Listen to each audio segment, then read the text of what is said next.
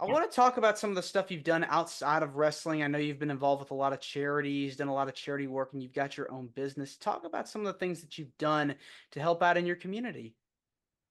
Well, I'm just very involved anything that has to do through our kids and their school. When it's and our church, whether it's Toys for Tots or stuffing shoe boxes, for of Christmas presents to be sent, to third world or kids in other parts of the world. But my main focus really has been our kids and things that we can explore and experience together, um, through charity, through church and such.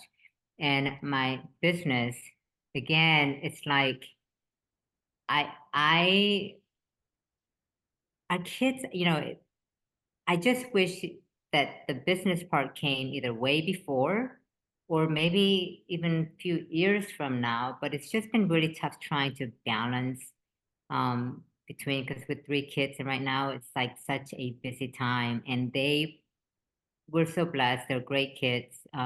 They are great academically and they're very athletic. So they're in multiple sports. So it's really hard to carve out the time for business, but sometimes I have to take a step forward and two steps back, but it's still in the works, but I haven't been really able to put too much time into it. Was there a particular charity or thing that you were able to do with your family that was just so heartwarming? Um, what we do is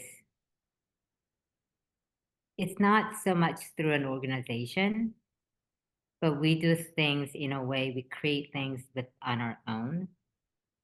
Like for instance, we're we're big Christians, and my husband ordered those small Bibles. And what we do is we put $5 in every one of those little Bibles, and we have a water bottle, and we have a big box of it behind our seat in my car, in my husband's car. And whenever we're out and we see somebody in the corner, I mean, it's probably like one of the favorite things our youngest, he's 11, his name is Garrett, loves to do is pass out the Bible with the $5 and bottle of water to the person that's, seeking help. Aw. Things like that. Like, that's the kind of things we do. And also, um, people that are in our lives, we focus on people that are in our lives, right?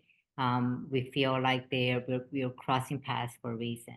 Like for instance, at one of our daughter's softball games, there was this umpire there, and he had three kids. And as he was working the game, he had three kids and some of the moms, that were there, they were helping out with the kids.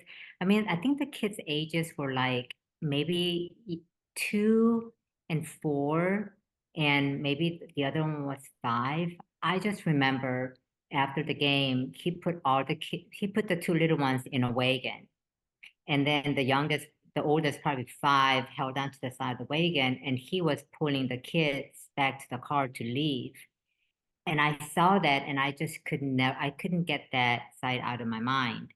So I ended up contacting the organization and this gentleman had a distinctive look. So I was able to find out who it was. And what we did was it was around Christmas time and we contacted him and we said, we'd like to bless you. So we just donated some money to him, just to kind of help out with the cost of Christmas and stuff. So those are the kind of things we Yeah. do.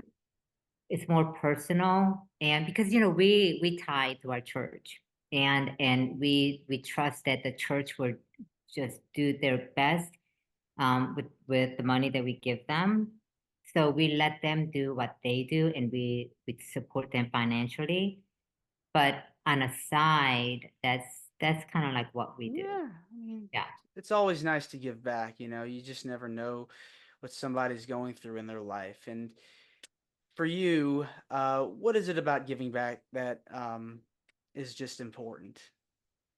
So giving back is, people say that, I saw this, like, the saying, money doesn't buy happiness, right?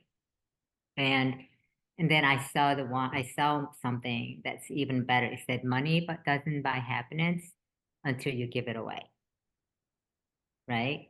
And I think it's just universal. I think that anybody, there you wouldn't have a heart beating in you if you didn't feel that warmth in your heart when you actually give. You know what I mean? And for me, I'm I've been through a lot of things, and everybody has, right? And I've been through good times and I've been through really hard times, and I've never once ever thought during those hard times I still always felt blessed. And let me tell you, I'm blessed to be in this country. I'm blessed to have what I have, and it's hard, but glass is half full. You know what I mean? And it's just making the conscious decision to always look at it as half full. Even if it's quarter full, it's still quarter full. You know what I mean? It's not almost empty. And I think that's kind of what I think I'm just, the best way to say is I've always been full of gratitude no matter what.